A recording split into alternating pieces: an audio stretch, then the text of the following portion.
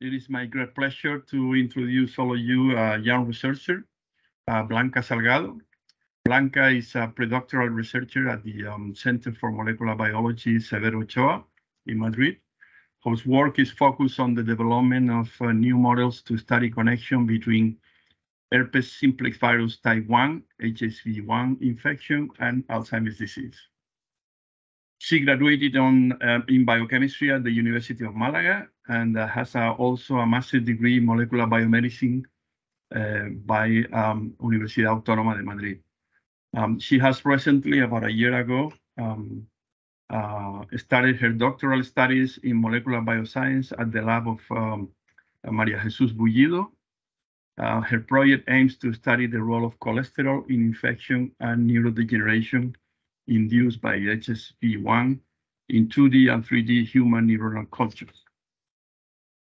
The title of her talk is Characterization of Infection and Neurodegeneration Induced by HSV1 in Human Neuronal Cultures. So I would like to thank Blanca for her willingness to share with us his initial works on her PhD. And Blanca, thank you very much for coming and for being here. And the floor is yours. Please, you can go ahead with your presentation. Thank you. Okay, thank you very much.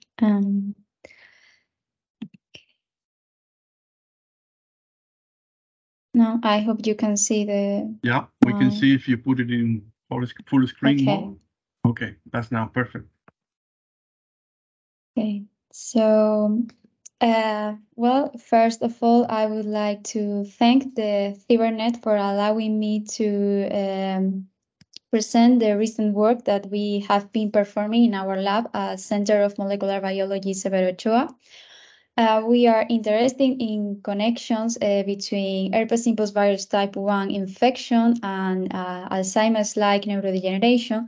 And therefore, we are currently working on the development and characterization of infection and neurodegeneration induced by of new models of infection and neurodegeneration induced by HSV1.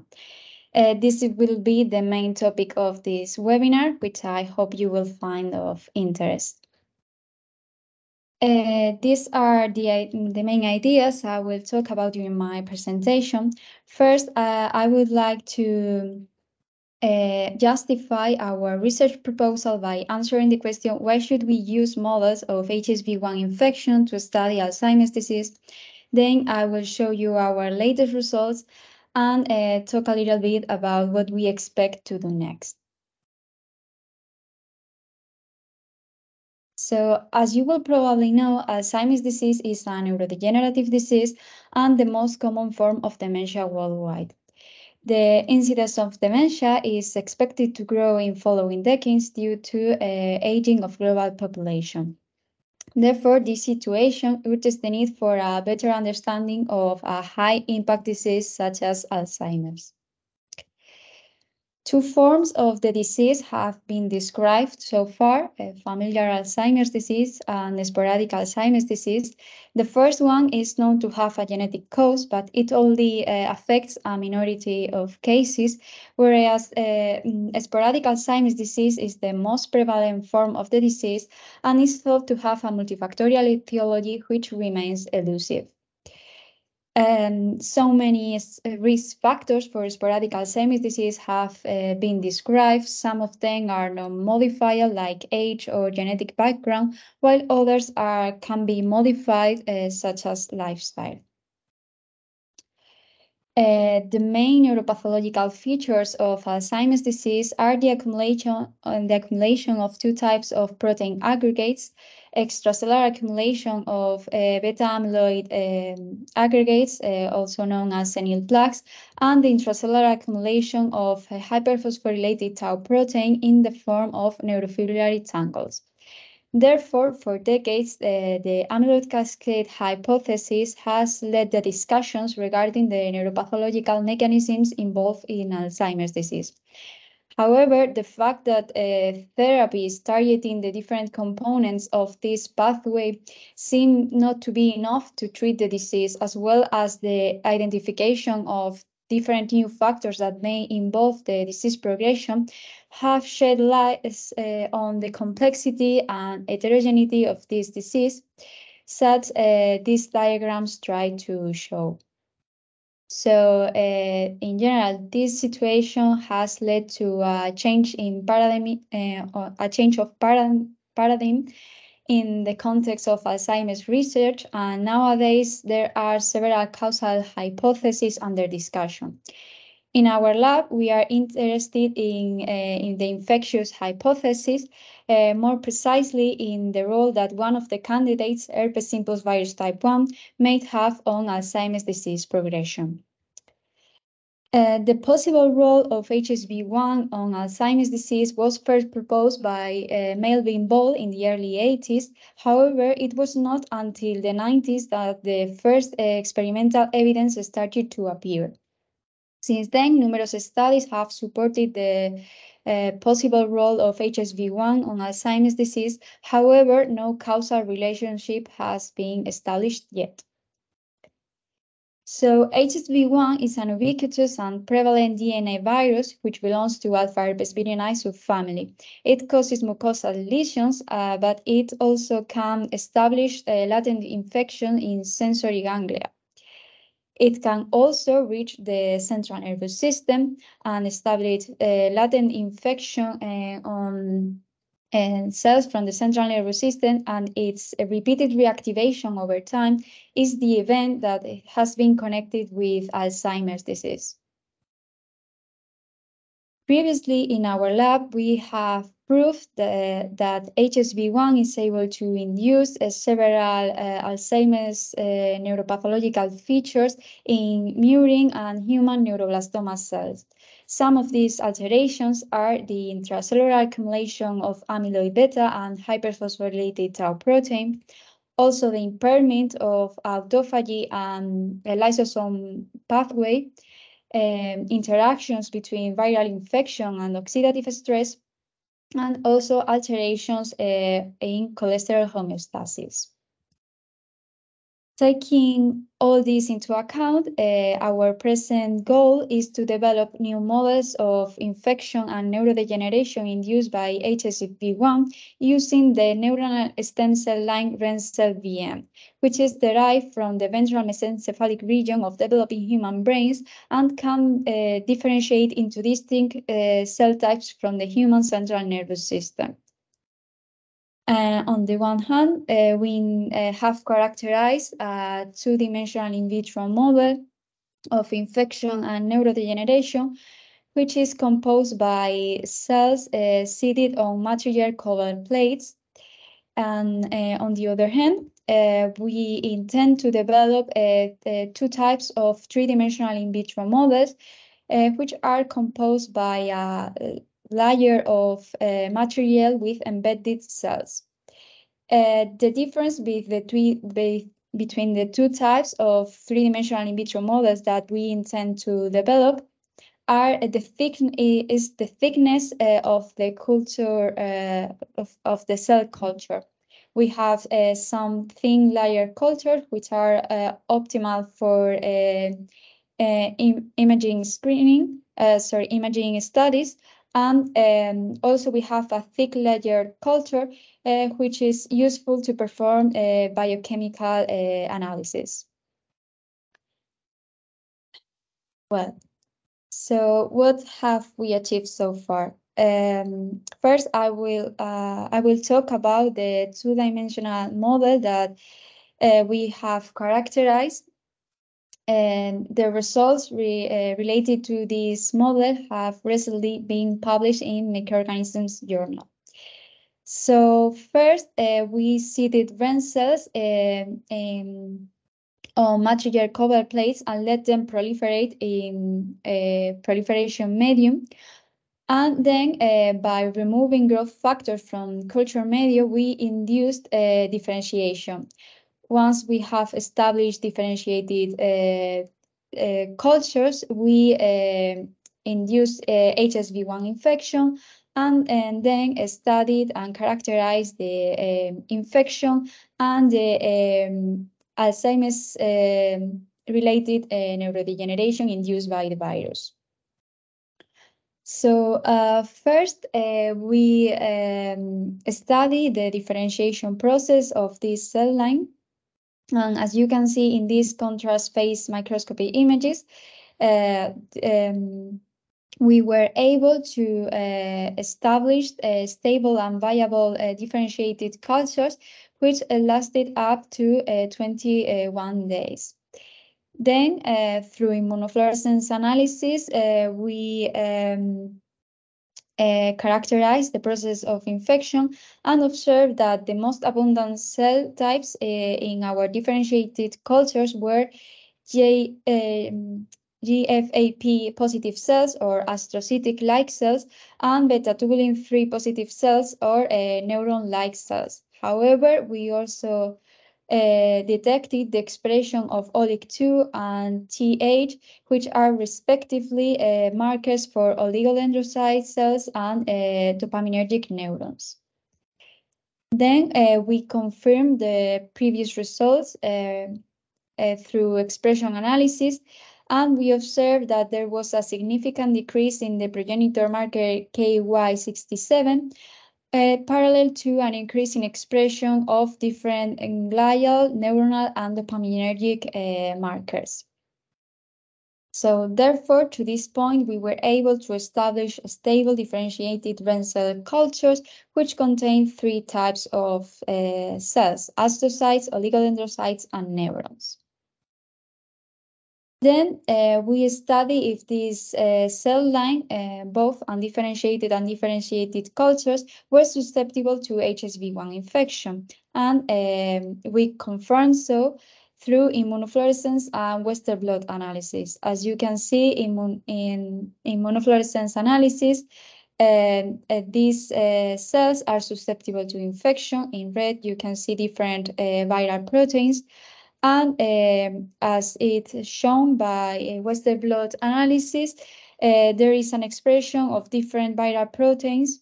There is an increase in the levels of different viral proteins in a dose-dependent manner upon infection. Then we also wanted to know if this virus was able to replicate inside these cells, and it were, as proved the measurement of viral DNA copies.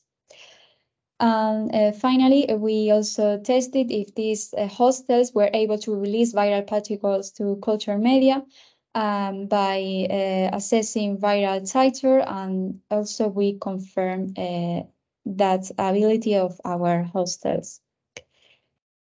So once we have confirmed that our cell line was susceptible to HSV-1 infection, we started to study different AD-like alterations which have been previously related to being induced by HSV-1. Precisely, we studied alterations regarding beta-amyloid, hyperphosphorylated tau, and impairment of autophagy and lysosomal pathway. In the lab, we are also interested in other alterations that may be induced by HSV-1, such as cholesterol alterations in cholesterol homeostasis and neuroinflammation. However, we expect to perform these experiments in the future. So regarding the effects of HSV-1 on beta amyloid, we could see through immunofluorescence analysis that in contrast to mock-infected cultures, in infected cultures, there was an intracellular accumulation of A-beta-40 and A-beta-42.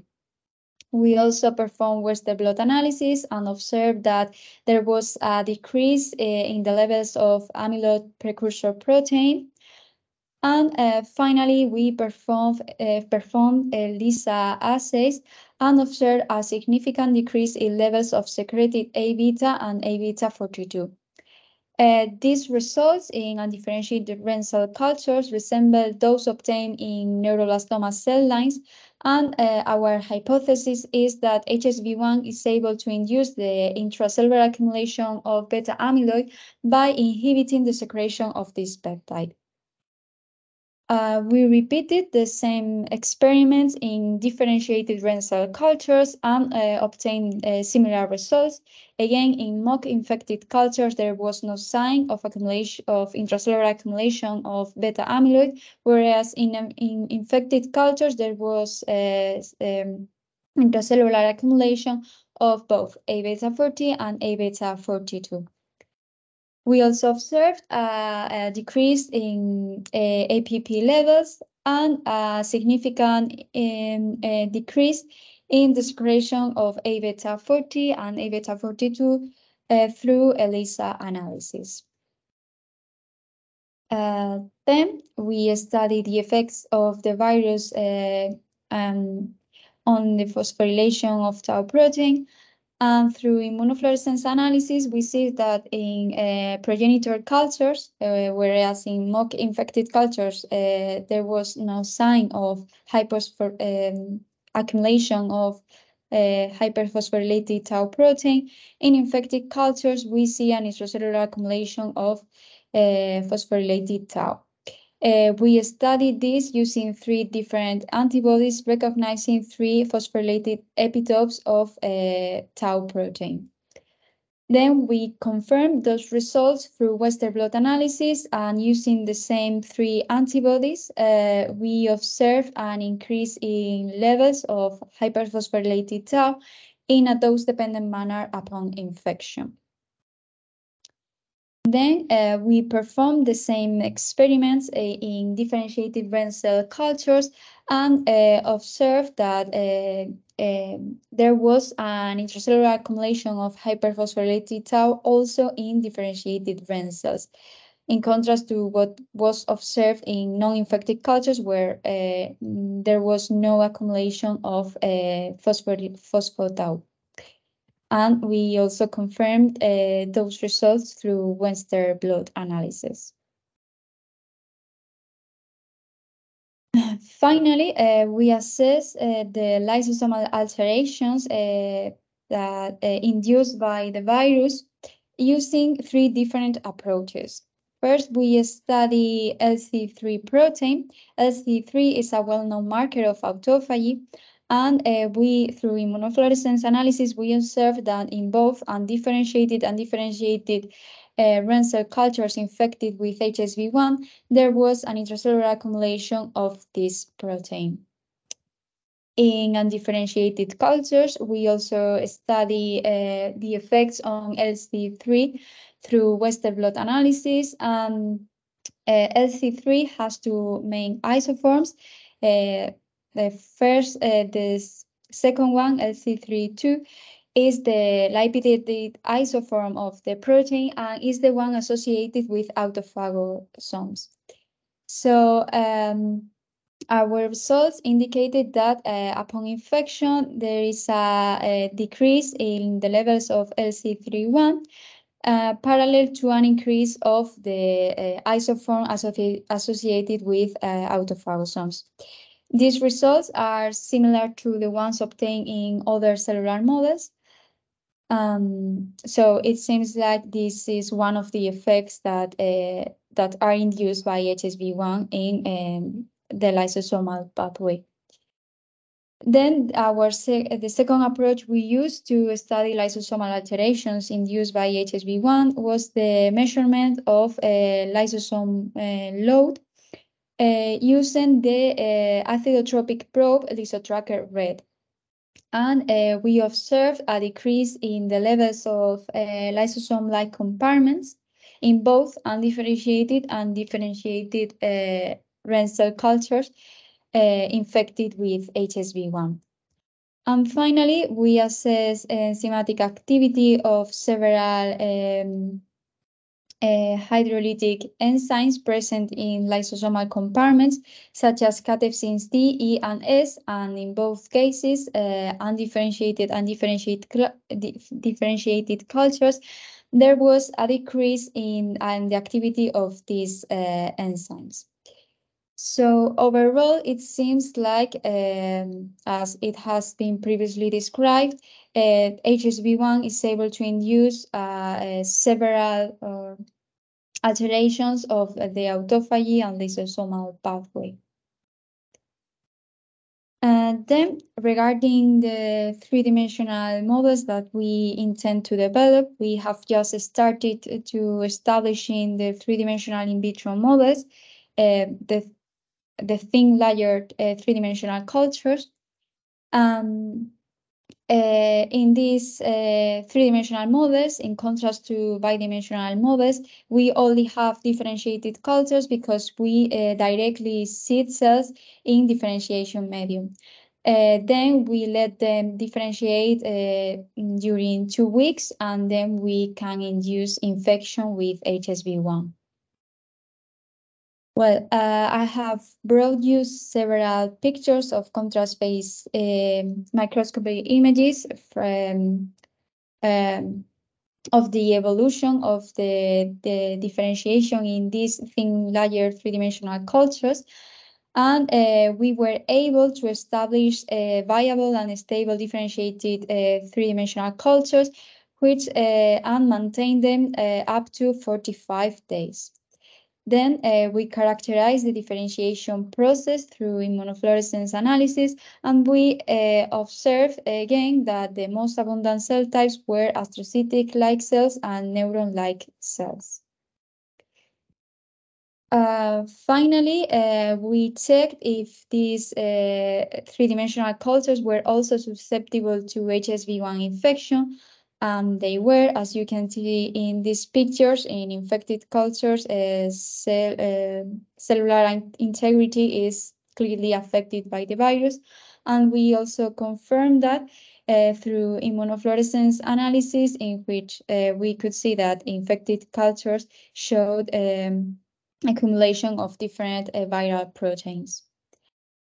And finally, I have brought you several three-dimensional projections of our mock infected and infected cultures.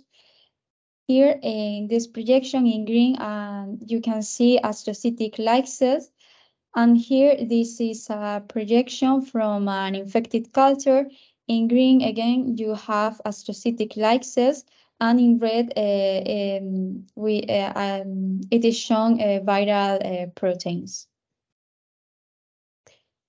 So to conclude with my presentation, I just want to add that the inherent limitations of current study platforms of Alzheimer's disease urges the need for the development of new models that recapitulate the whole complexity of the disease.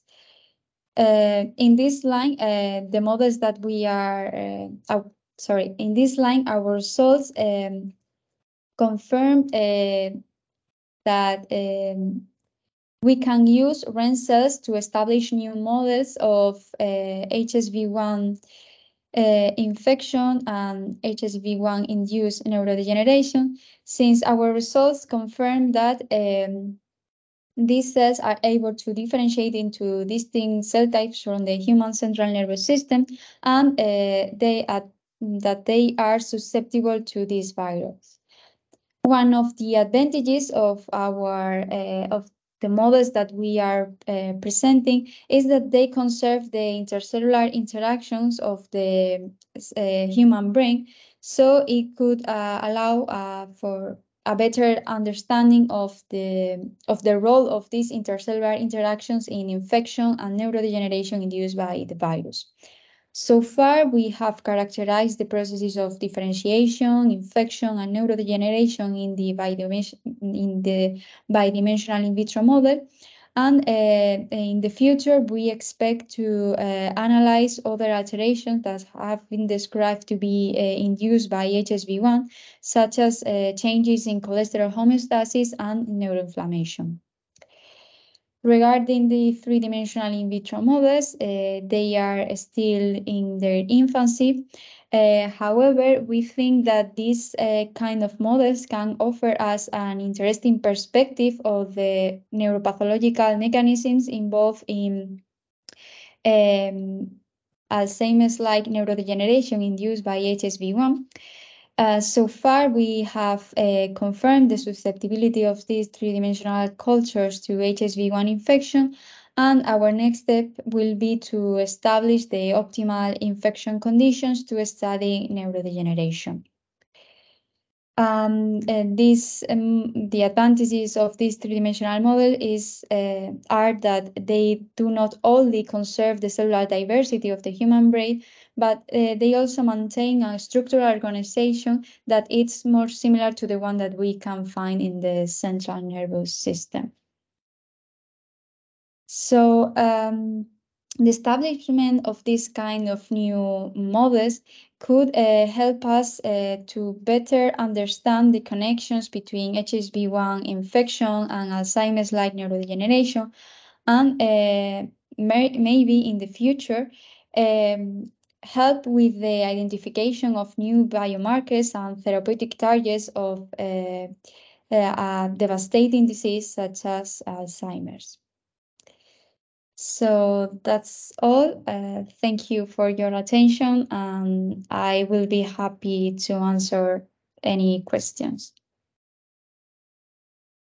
Okay, thank you very much, Blanca, for a nice presentation and very impressive work in the first years of your PhD.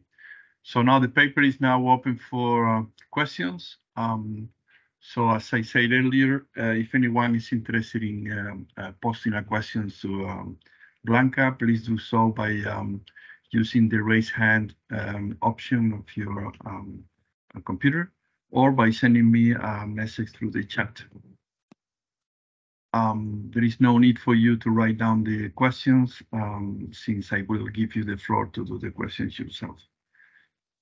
So while we wait for the further questions, let me just remind everyone that this session has been or is being recorded, and the recording will be available to everyone at the CIBERNED webpage.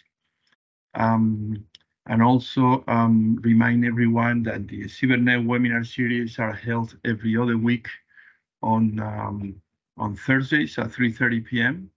And if you are interested in looking at the program for the next few weeks until the summer, the program is available at the CIBERNED webpage. And if you're interested in participating in this webinar series, please send a message through Teresa Iglesias, which is the training coordinator, or myself, to look for a slot in the next few months. Okay, so any questions now for Blanca?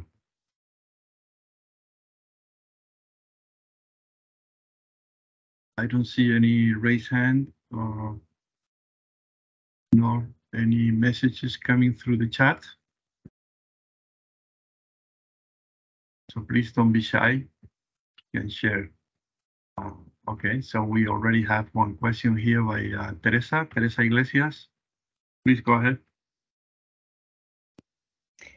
Hello, Blanca. Congratulations for your work. And the presentation was very good. So thank you for telling us your story. I'm kind of forced to ask questions because I don't see much participation in the webinar. So I invite everybody, that is assisting and that probably are enjoying a lot our seminars, our webinars. Please do participate with a debate or just curiosities that you have. Okay, so after saying this, I'm really curious to know whether the effects of this virus are specific for the virus, or do you think any other viral infections that can infect neurons or can have similar results? I'm thinking on, for instance, COVID virus. I know that has nothing to do with this family of virus, but do you think a viral infection itself can kind of induce neurodegeneration? Probably this is known already, but I'm an ignorant on this. Sorry. So actually, there are several studies connecting viral infections with different neurological disease, viral infections of virus that can access the human brain, and so. And some of the hypotheses are that the viral infection induces neuroinflammation, which is a well-known factor in neurodegeneration. So that's like an indirect effect of viral infection on neurodegeneration, but several other direct effects of viral infections on neurodegeneration are being studied. In our lab, we are focused on HSV1 specific effects, but yes, there are several studies relating different viral infections with neurodegeneration.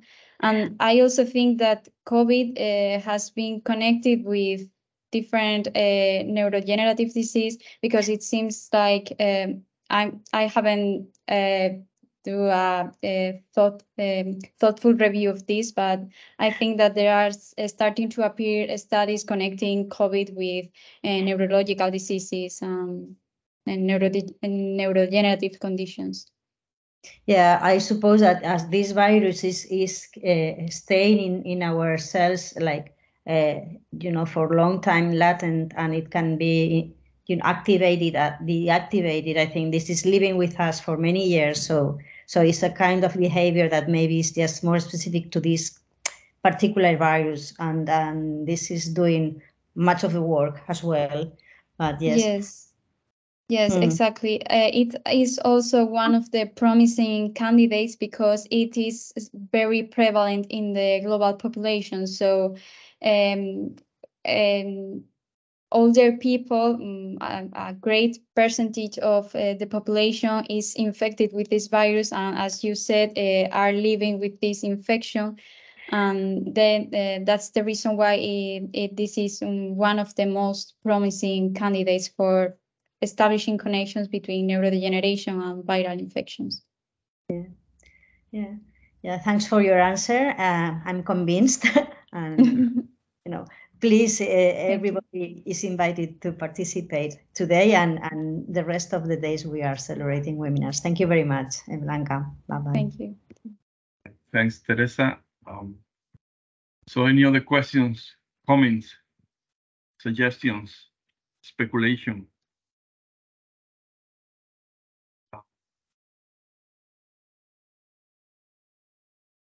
So I have a quick question, Blanca, following up what Teresa was mentioning.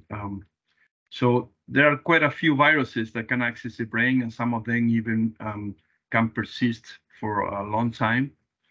You mentioned that one of the mechanistic links between these infections, at least for the HSV1 and perhaps other viruses, with neurodegeneration may work through neuroinflammation.